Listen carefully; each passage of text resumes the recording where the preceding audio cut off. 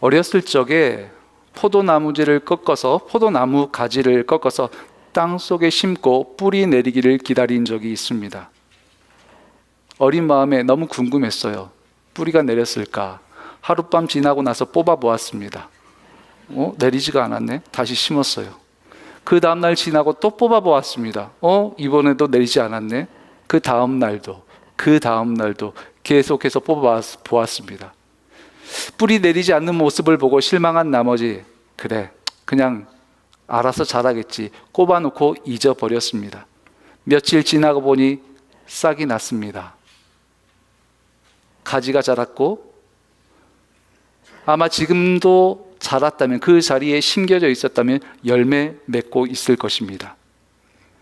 기대하고 간절한 마음이었어도 조금 지나고 뽑고 조금 지나고 옮겨버렸을 때는 하나도 자라지를 않았습니다. 그런데 무심한 마음, 잊어버렸을지라도 그 자리에 심겨져 있었을 때는 싹도 나고 줄기도 자라고 열매를 맺게 되어지는 것이죠. 시편 1편에서 복 있는 사람을 뜨거운 사람, 열정의 사람이라고 하지 않습니다. 시냇가에 심은 나무는 머무는 사람, 그 자리에 심겨져 있는 사람이라고 말씀하고 있습니다. 시냇가에 심은 나무, 비바람도 맞고 폭풍우도 맞고 어떨 때는 눈보라도 맞을 것입니다. 그러나 분명한 것은 무엇입니까? 시냇가에 뿌리를 내리고 있기만 한다면 시간과 때의 문제일 뿐 싹을 내고 꽃을 피우며 열매를 맺게 하실 줄로 믿습니다. 헤브론의 성도 여러분, 특별히 오늘 헤브론의 새 가족 여러분, 하나님께서 우리를 그러한 우리 헤브론 교회에 심으셨습니다. 우리 옆에 분 바라보시면서 한번 인사할까요? 당신은 복 있는 사람입니다. 당신은 복 있는 사람입니다. 오늘 말씀은 미리암이 모세를 비방했을 때 이 미리암이 나병에 걸리는 비극적인 이야기를 기록하고 있습니다. 이것이 얼마나 비극이냐면 9절과 10절에 각각 말씀합니다. 여호와께서 그들을 향하여 진노하시고 떠나시매 구름이 장막 위에서 떠나갔고, 여기서 쓰인 떠나다가 구약의 다른 본문에서는 이렇게 쓰입니다. 사무엘상 16장 14절, 여호와의 영이 사울에게서 떠나고. 미리암이 모세를 비방함으로 말미암아 단순히 나병, 육체적인 질병에만 걸린 것이 아니었죠. 이것은 하나님의 영, 하나님의 임재가 떠나실 정도로 중요한 사건이었습니다. 그런데 오늘 말씀은 나병에 걸렸다, 미리암이 벌을 받았다, 이 말씀만 기록하고 있지 않습니다. 오늘 말씀에서는 이 비극적인 순간에 그 곁에 있었던 이스라엘 백성들이 무엇을 하고 있었는지를 기록하고 있어요. 오늘 본문 15절에서 말씀합니다. 우리 함께 한 목소리로 읽겠습니다. 시작. 이에 미리암이 진영 밖에 이레 동안 갇혀 있었고 백성은 그를 다시 들어오게 하기까지 행진하지 아니하다가. 여러분, 이스라엘 백성들은 그 비극의 순간에 무엇하고 있습니까? 머물렀던 시간이 있었다라고 기록하고 있습니다. 그렇습니다. 하나님께서 오늘 말씀을 통해서 우리에게 말씀하시는 것이 무엇입니까? 너희에게 비극적인 순간이 있을 수 있다. 너희의 삶에도 미리암이 찾아올 수 있을 수 있다. 너희의 삶에 원치 않은 것들이 찾아올 수 있고 하나님께서 너희를 버리는 것만 같은 그러한 순간을 경험할 때도 있을 것이다. 그러한 때 너희에게도 머물러야 할 장소가 있다. 머물러야 할 때와 시간이 있다. 성도 여러분, 우리가 하나님께서 원하시는 곳에 머무를 수 있는 우리의 신앙과 믿음 되시기를 축복합니다. 오늘 말씀의 배경이 1절입니다. 구스가 구스 여자를 취하였더니 그 구스 여자를 취하였으므로 미리암과 아론이 모세를 비방하니라. 여기서 취하다는 결혼하다와 동일한 의미예요. 모를 수 있죠. 아니, 모세가 구스 여인과 결혼한 거 잘못된 일 아닙니까? 간단히 말씀드리면 이 시점은 율법이 제정되어지기 전입니다. 그리고 더 중요한 것, 여러분, 이 구스 여인이 어디서 나타났을까요? 광야에서 살다가 갑자기 나타났을까요? 아니죠. 이 구스 여인도 홍해를 건넜습니다. 이 구스 여인도 하나님의 말씀에 순종해서 문설주에 피를 바리고 유월절을 지낸 사람이에요. 지금 모세가 구스 여인과 결혼한 것이 문제가 아니죠. 이어지는 말씀에 보면은 미리암이 모세를 비방합니다. 너만 하나님의 사람이냐? 너만 이야기하느냐? 중요한 것은 이 말을 하고 있는 사람이 미리암이라는 거예요. 애굽의 병정들이 모세를 죽이려고 했을 때 아기 모세를 바구니에 담아서 나일강으로 뛰어보냈던 사람이 누구입니까? 모세의 누이였던 미리암이잖아요. 모세를 끝까지 곁에서 지켰던 사람이 누구였습니까? 미리암이잖아요. 그런데 왜 미리암이 이처럼 말하고 있는가? 민수기 11장 13절에서 15절 말씀에 보면 이 당시 모세의 상태에 대해서 기록하고 있어요. 이 모든 백성에게 줄 고기를 내가 어디서 얻으리이까? 그들이 나를 향하여 울며 이르되 우리에게 고기를 주어 먹게 하라 하온즉 책임이 쉼이 중하여 나 혼자는 이 모든 백성을 감당할 수 없나이다. 주께서 내게 이같이 행하실진대 구하옵나니 내게 은혜를 베푸사 즉시 나를 죽여 내가 고난당함을 내가 보지 않게 하옵소서. 이스라엘 백성들이 불평해요. 모든 원망을 모세 한 사람에게 쏟아 놓는 거예요. 하나님, 차라리 저를 죽여주십시오. 못해 먹겠습니다. 우리 헤브론 교회 성도님들 중에서는 그러한 분들이 한 분도 없어서 얼마나 감사한지 몰라요. 여러분들 한 사람 한 사람이 저한테 원망의 소리를 내보십시오. 저도 모세와 같을 거예요. 그 모습을 보고 미리암이 뭐라고 생각해요? 이거 안 되겠다. 모세 그냥 두면 안 되겠다. 저러대로 두면은 우리 이스라엘 민족이 무너지겠구나. 그래서 미리암이 나서는 거예요. 성도 여러분, 내 앞에 목자가 연약해질 때가 있습니다. 우리 부서의 사역자가 연약해질 때가 있습니다. 가끔은 우리 교회의 장로님들이 연약해질 때도 있고 저도 연약함의 순간에 처할 때가 있습니다. 이때에 그 사람 모세가 아니라 모세를 세우신 하나님이 보여지시기를 축복합니다. 사람이 하는 것이 아니라 하나님께서 행하시는 것이죠. 오늘 말씀은 미리암에 대한 말씀이 아닙니다. 미리암이 나병에 걸렸을 때 이스라엘에 대한 말씀이에요. 15절 다시 읽습니다. 이에 미리암이 진영 밖에 이레 동안 갇혀 있었고 백성은 그를 다시 들어오게 하기까지 행진하지 아니하다가, 지금 미리암 한 사람을 위하여 이스라엘 백성들 전체가 멈추는 거예요. 장정만 60만 명이었는데 그 전체가 멈춥니다. 여러분, 이것은 이스라엘 백성들의 마음에 긍휼함이 있기도 하겠지만 그에 앞서서 이 당시 미리암이 이스라엘 백성들에게 얼마나 인정받고 있었고 얼마나 많은 영향력을 끼치고 있었는지를 보여주고 있는 거예요. 사실 그래서 미리암이 모세 그냥 두면 안 되겠다. 내가 이스라엘 백성들을 이끌어야 되겠다. 나설 수도 있었던 거예요. 여러분, 이러한 미리암, 이스라엘 백성들이 아끼고 존경했던 미리암, 궁금하지 않겠습니까? 병은 잘 낫고 있는지, 어떻게 지내는지.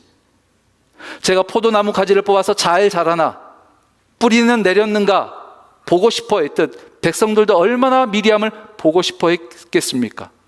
그런데 이 이스라엘 백성들은 7일 동안이나 미리암을 보지 않죠. 무엇 때문입니까? 14절 하반절. 그런즉 그를 진영 밖에 이레 동안 가두고 그 후에 들어오게 할지니라. 7일 동안 가두고 그 후에 들어오게 하라. 하나님께서 말씀하셨기 때문이죠. 그렇습니다. 오늘 말씀은 이 이스라엘 백성들이 그냥 7일을 기다렸다, 흘려보냈다라고 말씀하지 않습니다.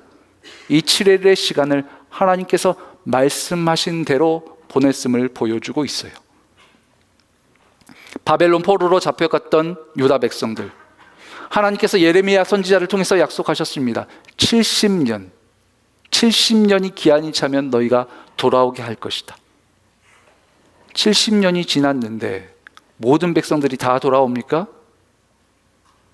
70년의 시간을 술을 마시며 방탕하며 즐기며 살았던 사람들은 예루살렘으로 돌아올 이유가 없어요. 돌아오지 못했던 것이 아니라 돌아오지 않은 것입니다. 여러분, 천국은 들어가지 못하는 곳이 아닙니다. 들어가기를 거부하는 거예요. 하나님의 말씀을 연구하고 말씀대로 살았던 느헤미야와 에스라와 같은 사람들, 얼마나 예루살렘을 기다렸겠습니까? 이 사람들에게만 돌아갈 길이 열려 있는 거예요. 이스라엘 백성들이 물을 수 있겠죠. 우리가 40년이란 광야 생활했었는데 왜 우리는 가나안 땅에 들어가지 못한다는 말입니까?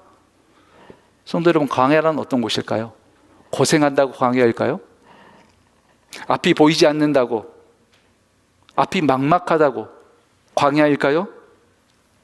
히브리어로 광야를 미드바르라고 합니다. 미드바르, 두 단어가 합쳐진 합성어예요. 미, 어떠한 장소에, 드바르는 다바림, 다바르, 하나님께서 말씀하시다, 하나님의 말씀. 즉 미드바르는 말씀의 장소, 하나님의 말씀이 일어나는 곳. 여러분, 광야는 어떤 곳입니까? 고생했다고 다 광야가 아니에요. 앞이 막막하고 내가 힘들어한다고 광야가 아닙니다. 부유한 사람도 광야를 살 수 있습니다. 아무런 문제가 없어도 광야를 살 수 있습니다. 광야는 고생했다고 해서 광야가 아니라 하나님의 말씀의 영향력 아래에 있을 때, 하나님의 불기둥과 구름기둥 아래에 있을 때는 아무런 문제가 없어도 광야를 살아가는 거예요. 여러분, 이 이스라엘 백성들이 왜 가나안 땅에 들어갑니까? 40년 세월을 허송세월하지 않고 말씀 아래에 있었던 사람들, 말씀의 영향력을 아래에 있었던 사람들, 말씀의 영향을 받았던 사람들만 가나안 땅에 들어가는 거예요. 그렇다면 이 땅에도 광야의 시간을 보내는 사람들이 있습니다. 가난하고 고생하기 때문이 아니라 부유해도 말씀 아래에서 말씀의 영향력 아래에 있기 때문에 광야인 거예요. 그렇습니다. 하나님께서는 우리를 불행하게 만드시지 않습니다. 행복하더라도 광야를 살아갈 수가 있습니다. 우리가 부유하더라도 광야를 살아갈 수가 있습니다. 아무런 문제가 없는 광야를 하나님께서는 우리를 통하여 살기를 원하시는 거예요. 때로는 우리 앞에도 미리암이 찾아옵니다. 우리 인생의 잘못된 선택이라는 미리암, 무력감이라는 미리암, 문제라는 미리암, 하나님으로부터 거절당하고 하나님으로부터 심판당하는 그 미리암. 이 미리암의 시절을 이 또한 지나가리라 술 한잔 꺾으시면서 이유 없는 안도감에, 그래 그냥 지나가겠지, 그냥 흘려보내는 것이 아니라 이래 동안 가두고 그 후에 돌아오게 하라. 하나님의 말씀 안에서, 말씀의 영향력 아래에서 광야로 살아가시는 성도님들 되시기를 축복합니다. 두 번째, 이스라엘 백성들이 머물렀을 때 친밀함이 더해져요. 15절 말씀을 다시 보십시오. 이에 미리암이 진영 밖에 이래 동안 갇혀 있었고 백성은 그를 다시 들어오게 하기까지 행진하지 아니하다가, 다시 들어오기까지. 여러분, 불치병, 저주의 병, 나병이 치유되는 것을 보죠. 언제요? 하나님이 말씀하시는 자리에, 하나님이 말씀하시는 곳에 머물러 있었을 때입니다. 그런데 어떤 사람이 미디암에 나병 걸린 것을 보고, 그래 하나님의 종 모세 대적하면 안 돼, 앞으로는 주님의 종 함부로 대하면 안 되겠다, 그리고 그 장소를 떠났다고 생각해 보세요. 그럼 그 사람에게는 어떠한 지식만 남게 됩니까? 징벌하시는 하나님, 심판하시는 하나님, 저주하시는 하나님만 남게 되는 거예요. 그런데 15절과 16절, 이에 미리암이 진영 밖에 이래 동안 갇혀 있었고 백성은 그를 다시 들어오게 하기까지 행진하지 아니하다가 그 후에 백성이 하세롯을 떠나 바란 광야에 진을 치니라. 그곳에 머물러 있었더니 저주받은 나병이 회복되었을 뿐만 아니라 미리암이 다시 공동체 일원으로 받아들여지는 것을 보게 됩니다. 오늘 말씀은 주의 종을 대적하면 미리암처럼 나병에 걸린다는 저주의 말씀이 아니죠. 더 중요한 것, 여러분, 미리암과 같은 사람도 회복될 수 있습니다.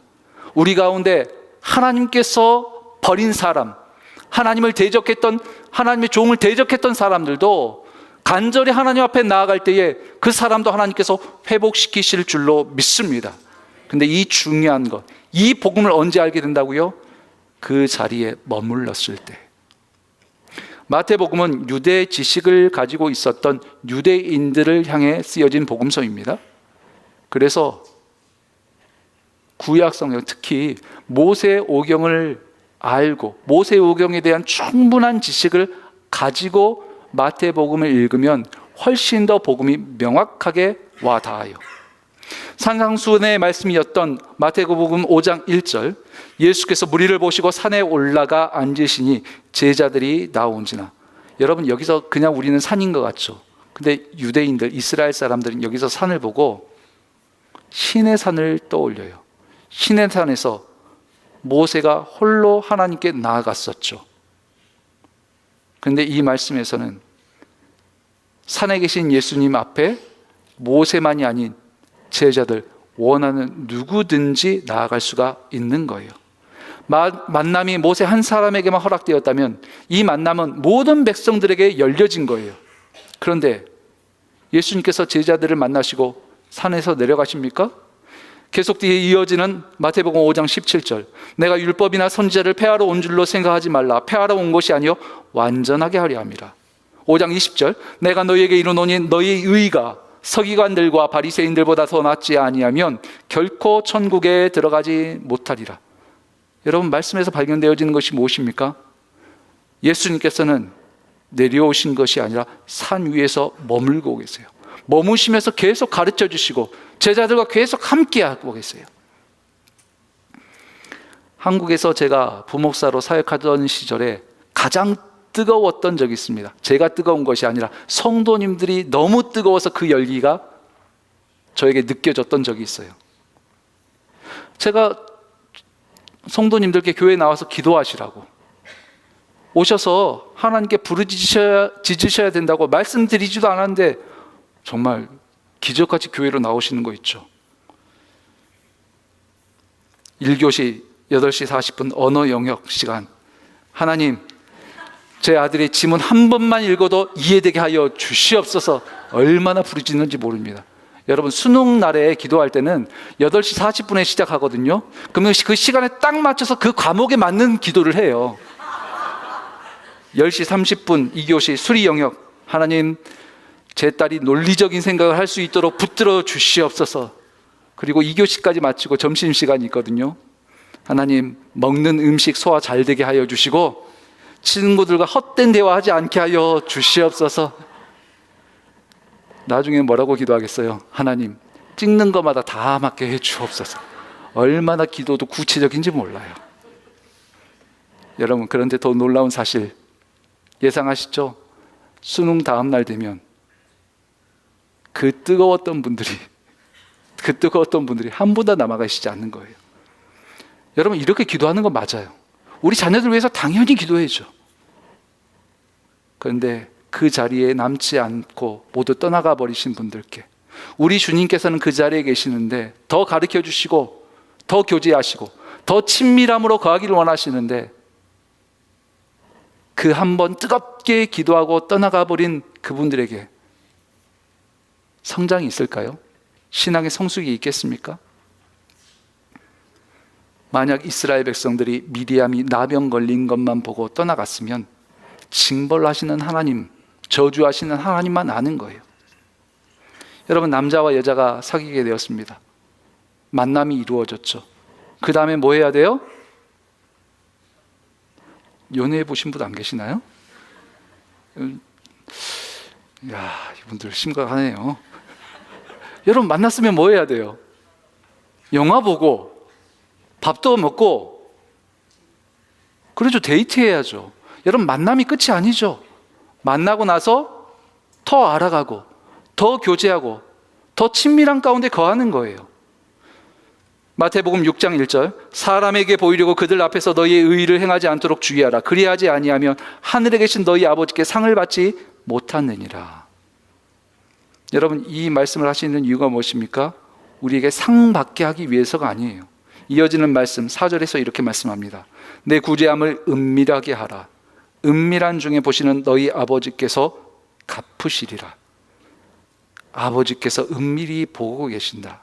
하나님과의 친밀함이 더해지는 거예요. 마태복음 6장 7절에서 8절 말씀은 우리 한 목소리로 읽겠습니다. 시작.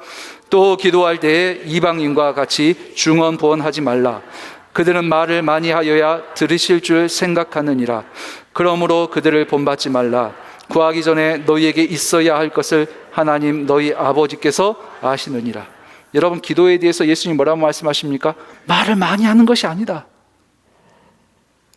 구하기 전에 있어야 할 것을 이미 아신다. 기도는 하나님으로부터 무언가를 얻어내는 것이 아니라 이미 아시는 하나님, 그 하나님을 알므로 말미암아 친밀함이 더해지기 위해서 하는 거예요. 하나님께서 다윗에게 은혜를 베풀어 주셨습니다. 아까 우리 장로님이 대표 기도하셨을 때 나왔던 내용인데요. 여호와께서 주위의 모든 원수를 무찌르사 왕으로 궁에 평안히 살게 하신 때 하나님께서 도망자였던 다윗을 왕위에 앉히셨을 뿐만 아니라 이방 민족들을 모두 물리침으로 말미암아 이제는 궁에 평안히 살게 하셨습니다. 여호와께서 하셨어요. 그런데 이렇게 이어집니다. 왕이 선지자 나단에게 이르되 볼지어다 나는 백향무 궁에 살거늘 하나님의 궤는 휘장 가운데 있도다. 여러분, 어떤 모습입니까? 다윗이 하나님께서 허락해 주신 은혜 맛보았을 때 산에서 내려가는 것이 아니라 그 산에 계속해서 머물러 있는 거예요. 기도의 자리, 예배의 자리, 간구의 자리에서 내려오지 않고 계속 머물러 있는 거예요. 그랬더니 어떤 은혜가 나타나는가?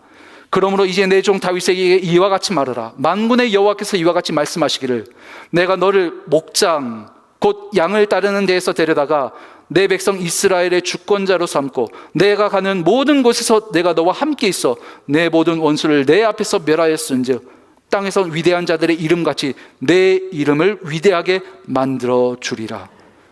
성도 여러분, 다윗이 바랬습니까? 아니에요. 다윗은 이러한 약속, 이러한 언약 바라지 않았어요. 그런데 하나님께서 계속해서 부어주시는 거예요. 지식 위에 지식을 부어주시고 복 위에 복을 부어주시고 은혜 위에 은혜를 부어주시는 우리 하나님이신 줄로 믿습니다. 언제입니까? 머물러 있었을 때, 산 위에서 내려오지 않았을 때. 하나님께서는 우리에게 가장 좋은 것, 선한 것들로 다 이루어주기요, 다 베풀어주기를 원하세요. 여러분, 우리가 하나님 앞에 머물러 있기를 원합니다.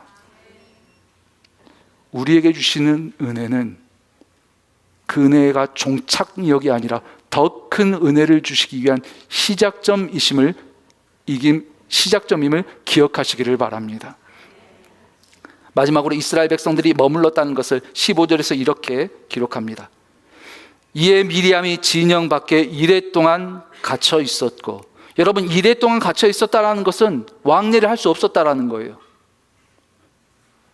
미리암을 볼 수 없었습니다. 미리암이 보이지 않는 곳에 있었습니다.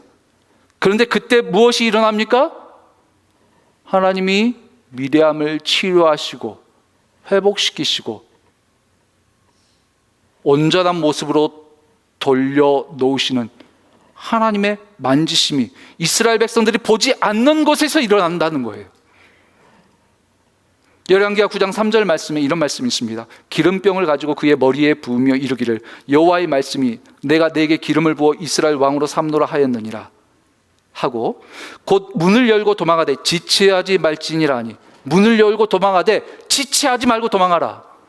엘리사 선지자가 자신의 심부름꾼을 보내서 예후, 북이스라엘의 아합 다음에 왕이 될 예후에게 기름 부으라는 말씀이에요.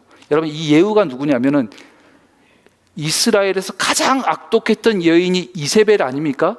선지자들을 죽이고 나중에는 이 이세벨이 요한계시록에서 적그리스도로 나타날 만큼 악독했던 여자예요. 이 여자가 얼마나 영향력이 있었냐면 북이스라엘뿐만 아니라 당시 남유다의 왕이었던 아하시아가 이세벨의 사위였어요.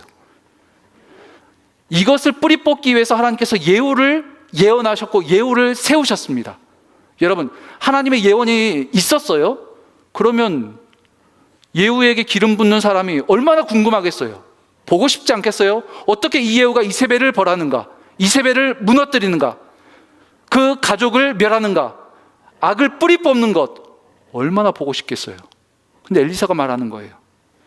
그 자리에서 도망쳐라. 지체하지 말라. 무슨 말씀입니까? 하나님의 말씀이 어떻게 이루어지는지, 미리암이 어떻게 치유되는지 너희가 들여다보지 말라는 거예요. 언약궤에 대한 두 가지 말씀이 있습니다. 첫 번째는 다 아실 거예요. 언약궤는 그 안에 십계명 두 돌판이 들었습니다. 십계명 두 돌판이 든 이 언약궤 어떻게 운반해야 됩니까? 수레에 싣는 것이 아니라 제사장들의 어깨에 메어가야 돼요. 여러분, 근데 이건 두 번째예요. 더 중요한 말씀이 있습니다. 이 언약궤의 뚜껑을 열어서 언약궤를 들여다보면 안 돼요. 언약궤를 들여다보는 자들마다 다 죽습니다. 그래서 벳세메스 사람들이 떼죽음을 당했어요. 하나님께서 전염병을 허락하셔서. 여러분, 하나님의 말씀은 우리가 보이지 않는 곳에서 이루어집니다. 이스라엘 백성들이 바빌론 포로에서 돌아올 것이다, 바사왕 고레스가 돌아오게 할 것이라는 것을 누가 알았겠습니까? 이스라엘 백성들이 기다렸을 때 미디암이 치유된 거, 여러분, 이스라엘 백성들은 몰랐어요. 철저하게 모르는 것에서 치유되고 있었습니다. 하나님께서는 우리에게 그 결과만 알려주실 뿐 그 과정은 알려주시지 않아요. 무엇 때문입니까? 그것은 하나님의 영역이기 때문에. 하나님이 야곱의 어머니 리브가에게 말씀하셨습니다. 여호와께서 그에게 이르시되 두 국민이 내 태중에 있구나. 두 민족이 내 복중에서부터 나누이리라. 이 족속이 저 족속보다 강하겠고 큰 자가 어린 자를 섬기리라 하셨더라. 내 태중에 두 아들이 있는데 큰 자가 작은 자를, 즉 에서가 야곱을 섬김으로 말미암아 야곱을 통해서 아브라함의 약속이 이어질 것이다. 야곱이 장자가 될 것이다. 그런데 해가 갈수록 야곱의 인생이 망가져요. 아버지와 어머니를 떠나게 되고 하나밖에 없는 형 에서와는 원수가 되고 인생이 갈수록 꼬여지는 거예요. 뭐 때문입니까? 하나님의 말씀을 내 눈앞에서, 내가 보이는 곳에서, 내가 주관하는 곳에서 이루기를 원했기 때문에. 여러분, 하나님께서 아브라함에게 약속하셨죠. 내 후손이 하늘의 별과 같이 땅의 바다의 모래와 같이 많을 것이다. 근데 왜 그 가운데에서 원치 않았던 이스마엘이 태어납니까? 내 눈앞에서, 보이는 데서 내가 이해하는 방식대로 이루기를 원했기 때문에 갈수록 꼬여져 가는 거예요. 그런데 이 야곱이 약복 강가에 있었습니다. 여러분, 이 약복 강가는 처음에는 도망가기 위한 장소였죠. 근데 이 약복 강가는 나중에 하나님께서 하나님께 맡기는 장소로 만드셨습니다. 에서를 만나게 하세요. 그런데 이 에서는 어떤 에서입니까? 창세기 33장에서 에서가 야곱을 딱 보자마자, 보았을 때 야곱에 대한 긍휼한 마음이 들까요? 아니에요.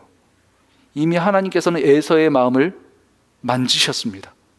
이미 야곱을 용서한 형 에서로 만드셨어요. 그리고 나서 야곱과 만나게 하세요. 성도 여러분, 보이지 않는 곳에서 하나님께서는 이미 그 약속을 이루고 계시는 줄로 믿습니다.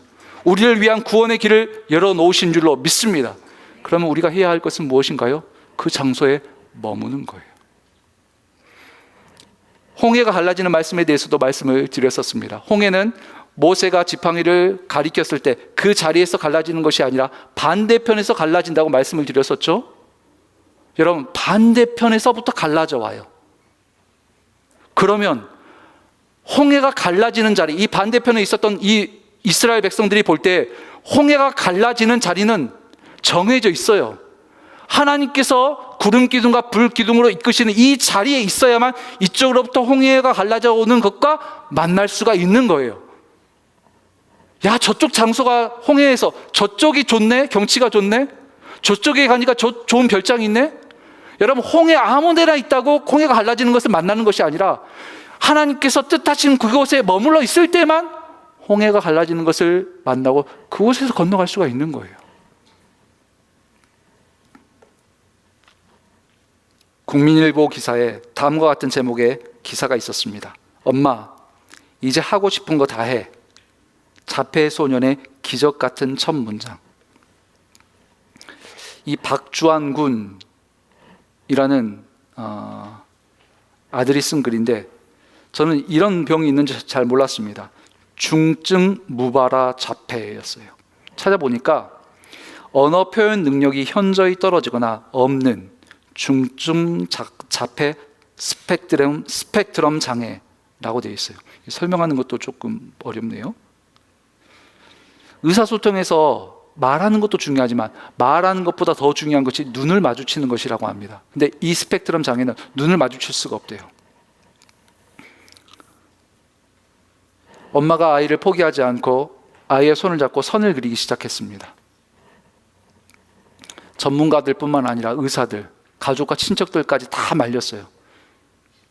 그 정도 하면 됐다.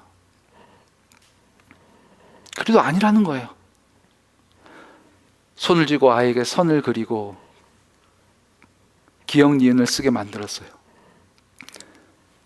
보기 쉬어라 매일 책을 읽어주었습니다. 주한군이 어머니의 이 모습을 기억하면서 이렇게 글을 썼습니다. 내가 그 책들을 이해하는지 못하는지는 중요하지 않았다. 책을 많이 읽어야 할 시기이니까 엄마는 그저 그렇게 하신 거다. 나는 이미 엄마와 함께 동요를 부르며 동영상 동요 자막으로 한글을 완벽하게 익힌 상태였다. 무슨 말이에요? 그러고 있는 동안에 이 주한이는 한글 다 배워버렸어요. 근데 엄마는 몰라요. 눈을 마주치지 않고 있기 때문에, 말을 하지 않고 있기 때문에 모르는 거예요. 그냥 책 읽어줘야 될 나이니까 책 읽어주고 사람들이 말리는데도 계속 하고 있었던 거예요. 엄마는 모르셨다. 나도 그때 엄마와 함께 책을 읽고 있었다는 것을. 책장을 넘기는 그 사소한 행동조차도 어려워 엄마가 대신 넘겨주셨지만 엄마가 한 장 한 장 넘겨주시던 책장 속에서 나는 누구보다도 자유롭게 이 세상을 탐색했고 나의 세상도 점점 커져가고 있었다. 여러분, 누가 쓴 글이에요? 자폐 스펙트럼, 중증 자폐를 가졌던 이 주한군이 이렇게 글을 쓴 거예요. 말 못하고 눈도 못 마주치는데 이미 글을 깨우치고 있었다고 말해요. 무슨 말입니까? 엄마가 모르는 곳에서, 엄마는 깨닫지 못하고 있었을 때, 눈이 미치지 않는 곳에서 이미 기적은 일어났을 뿐만 아니라 이 주한군을 완벽하게 표현할 수 있도록 하나님께서 만들어 놓으신 거예요. 여러분, 우리는 자꾸만 확인하고 싶어집니다. 전도하고 나서 저분이 하나님을 믿었나? 확인하고 싶어져요. 내가 저 사람을 위해서 기도하고 난 다음에 하나님께서 응답하셨나? 확인하고 싶어져요. 교회 사역을 하고 나서 잘 되고 있나? 자꾸만 관여하고 싶어져요. 제가 포도나무를 꺼내본 것처럼 자꾸만 꺼내서 확인해 보고 싶습니다. 자꾸만 언약궤를 내려다보고 싶고 미리암이 어떻게 치유되었는지, 얼마나 나아졌는지 들여다보고 싶어집니다. 그런데 예수님께서 이와 같이 말씀하십니다. 우리 마태복음 6장 7절에서 8절 말씀 함께 읽겠습니다. 시작. 또 기도할 때에 이방인과 같이 중언부언하지 말라. 그들은 말을 많이 하여야 들으실 줄 생각하느니라. 그러므로 그들을 본받지 말라. 구하기 전에 너희에게 있어야 할 것을 하나님 너희 아버지께서 아시느니라. 아멘. 성도 여러분, 기억하십시다. 포도나무 줄기가 자랐던 이유는